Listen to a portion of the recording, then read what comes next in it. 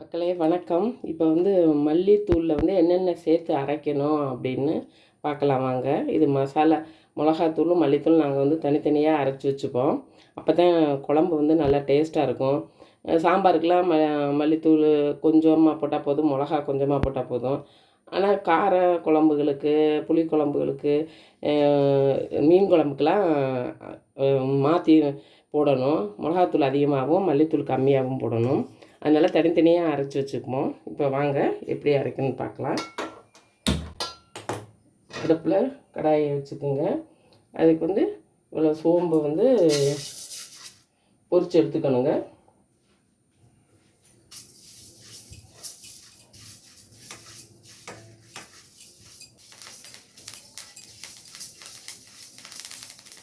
அவ்வளோதான், சோம்பு பொரிஞ்சிருச்சு.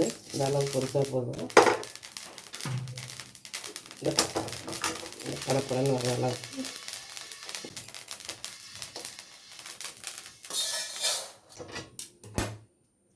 சீரகம் ஒரு 50 கிராம் எடுத்துக்கணும்.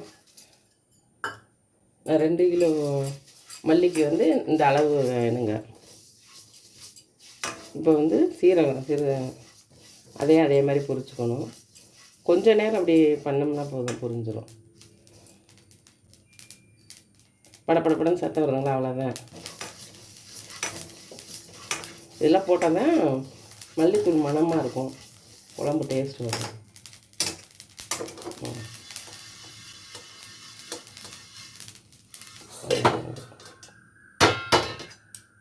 அப்புறம் மிளகாய் அதே மாதிரி பொரிச்சுக்கணும்.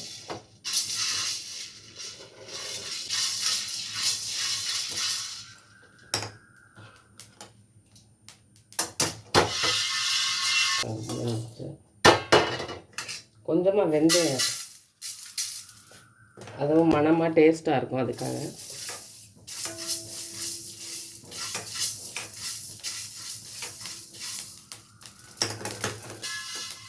அது கருப்பாகிடக்கூடாது. கொஞ்சம் அப்படியே செவந்தெல்லாம் எடுத்துடணும். அதுக்கு ஒரு டம்ளர் நம்ம பச்சரிசி பொரிச்சு வச்சுக்கணும். அப்போ தான் இந்த குழம்புலாம் திக்காக இருக்கும்.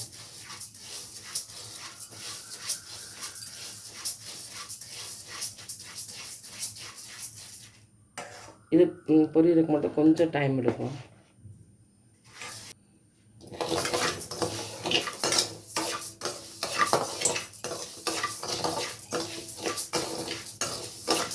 பச்சரிசி கொஞ்சம் லேட் ஆகும். பொரிஞ்சிருச்சு. கடையில் வாங்குறதுனா நிறைய ஏதோ மிக்ஸ் பண்ணுறாங்கன்னு சொல்கிறாங்க, டேஸ்ட்டு வராது கடையில் வாங்குகிற பொரியெல்லாம். அதனால் நம்ம வீட்டிலே ப்ரிப்பேர் பண்ணுறது ரொம்ப நல்லது. நிறைய பொரிஞ்சு வந்துடும். இது குழம்புக்கு திக்கு கொடுக்கும். கொஞ்சம் நல்லா குழம்பு இருக்கும் குழம்பு வைக்கிறதில்ல, இல்லாட்டி தண்ணியாக இருக்கிற மாதிரி ஒரு இது வரும். அதுக்காக இந்த பொரியரிசியை பச்சரிசியை பொரித்து அரைச்சிட்டோம்னா, மல்லியையும் பொரிச்சுக்கணும். மல்லியை போட்டு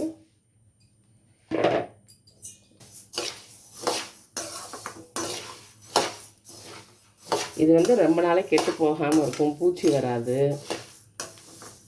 வாசம் நல்லா மணமான வரும். உங்களுக்கு பச்சை வாசம் இருக்காது.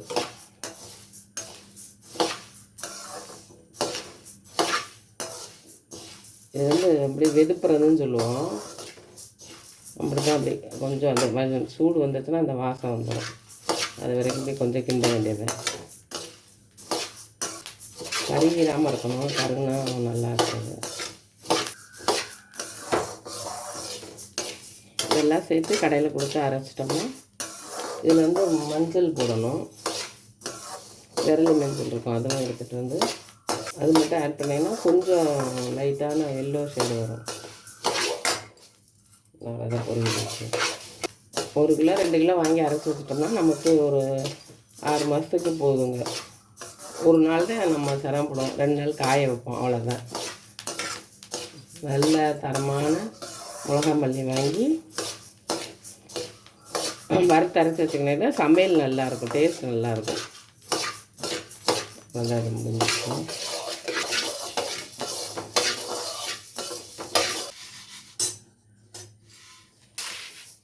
வறுத்துட்டா முடிஞ்சுதுங்க, அவ்வளோ. எல்லாத்தையும் சேர்த்து அரைக்க வேண்டியதுதான். பாய், நன்றி, வணக்கம்.